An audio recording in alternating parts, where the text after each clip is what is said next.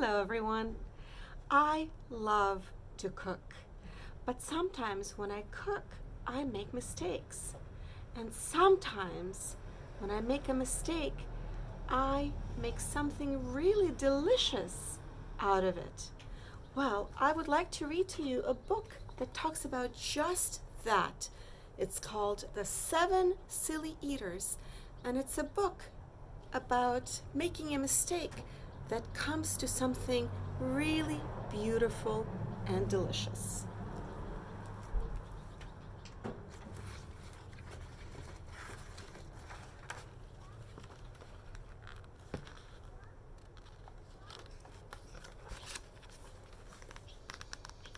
Not so long ago, they say, a mother lived just like today.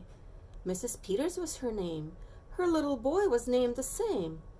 Now Peter was a perfect son in every way except for one. When Peter was just 1 year old, he did not like his milk served cold. He did not like his milk served hot. He liked it warm, and he would not drink it if he was not sure it was the proper temperature. But Mrs. Peters did not mind. She was a mother sweet and kind, and when his milk spilled on the floor, she patiently prepared some more. She'd take the bottle from the shelf and chuckle softly to herself. What a silly sort of eater is my darling baby Peter. When Peter had not yet turned 2, another baby, sweet and new, was born. Dear Lucy, small and fair, with big blue eyes and curly hair. But long before the child was grown, she had opinions of her own of what she'd eat and what she'd not. She hated milk, both cold and hot, and warm was worst of all. Instead, whenever Lucy dear was fed, she bellowed for pink lemonade, not from a can, oh no, homemade. But Mrs. Peters did not mind. She squeezed each lemon to its rind, while mopping milk up from the floor and patiently preparing more. She'd take the lemons from the shelf and giggle softly to herself. What a silly pair of eaters are Lucy dear and Peter Peters. Now Lucy grew and Peter grew, till he was 3 and she was 2. And who was one? Why, little Jack, with eyes so brown and hair so black, a happy baby, never cross, but all he'd eat was applesauce. Peeling apples by the pound, Mrs. Peters faintly frowned. She'd take the apples from the shelf and murmur weakly to herself, what a silly bunch of eaters are Lucy, Jack, and Peter Peters. Peter, Lucy, and young Jack had another brother, Mac. Mac was charming, round, and plump, but if his oatmeal had a lump, Mac would dump it on the cat. Mrs. Peters hated that. But since she loved her children 4, she'd strain the oatmeal 2 times more. She'd take it from the pantry shelf and mumble sadly to herself, what a foolish group of eaters are all my precious little Peters. Before another year was through, who came along? Why, Mary Lou.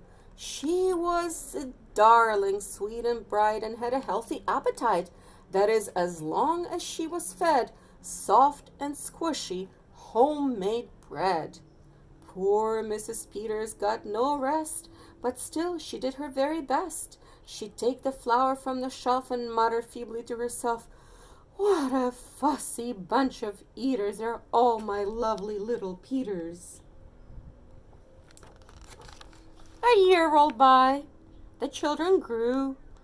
There really are a splendid crew, sighed Mrs. Peters, pinning pins and diapering her brand new twins.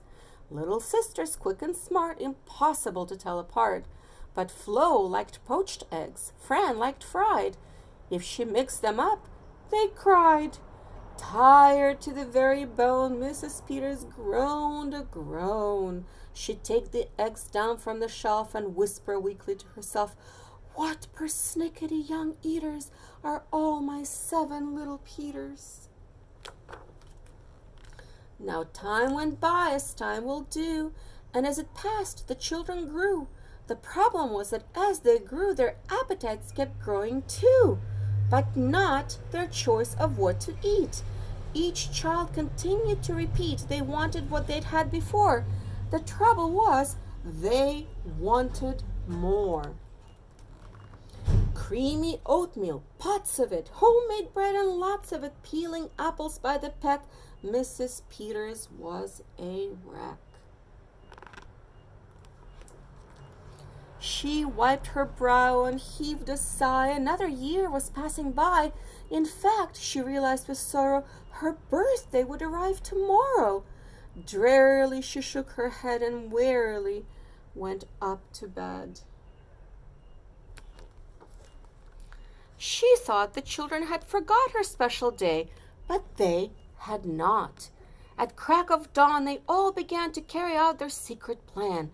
Mrs. Peters would be fed a birthday breakfast in her bed, a breakfast made of all the foods that kept them in such happy moods. So while their weary mother slept, down the stairs the children crept, and from the cupboards and the shelves happily they helped themselves. Cheerfully they chopped and stirred, preparing what they each preferred. But despite the pains they took, since nobody knew how to cook, to measure things or make them hot, the more they tried, the worse it got. First, Mac's oatmeal turned out lumpy, which made poor Mac turn grim and grumpy. In fact, the lumps got him so cross, he dumped them in Jack's applesauce. This bothered Jack so much he threw it in the dough of Mary Lou, who tossed the mishmash that made straight into Lucy's lemonade. And that put her in such a huff, she poured the icky sticky stuff into the double frying pan that held the eggs of Flo and Fran, who flung the hodgepodge on the spot into the milk in Peter's pot. But when they saw what they had done, they wished they never had begun. They'd hardly slept a wink that night, and still things hadn't turned out right. And even though they tried their best, it hadn't worked. They were depressed. They'd be in trouble too unless they found some place to hide the mess. The oven seemed the perfect spot. They all forgot it still was hot. They stuck the pot inside, and then they all went back to bed again. The clock struck 6, but on they slept. Meanwhile, their mother softly stepped down to the kitchen, smelled a smell. What could it be? She could not tell. It smelled so good. She sniffed some more and opened up the oven door. She woke the children with her cries. They all came running in surprise, and in the kitchen what they found was Mrs. Peters dancing round, and in the oven, no mistake, a pink and plump and perfect cake. And as their mother danced with glee, she cried, "A birthday cake for me? A birthday cake still piping hot? To think I thought that you forgot. Now tell me, please, how did you make this pink and plump and perfect cake, so high and light and smooth as silk?" "It's smooth as silk from all my milk," said Peter. Lucy said, "It's pink from all my lemonade, I think." "And from my apples," added Jack. "My oatmeal made it soft," said Mac. "My bread dough, too," said Mary Lou. Said Fran and Flo, "As for its size, it was our eggs that made it rise." Then everybody sniffed some more and danced around the kitchen floor. They put the cake up on a dish and lit the candles. "Make a wish," the children cried, "before you blow." And Mrs. Peters did just so. And what is more, her wish came true, as birthday wishes always do. And from that day to this, it is said, The Peters family all is fed a single simple meal, just one, a meal that's good for everyone, a meal on which they all agree, made from their secret recipe. They all take turns in mixing it. They all take turns in fixing it. It's thick to beat and quick to bake. It's fine to eat and fun to make. It's Mrs. Peters' birthday cake. Enjoy your adventures in the kitchen. Bye-bye.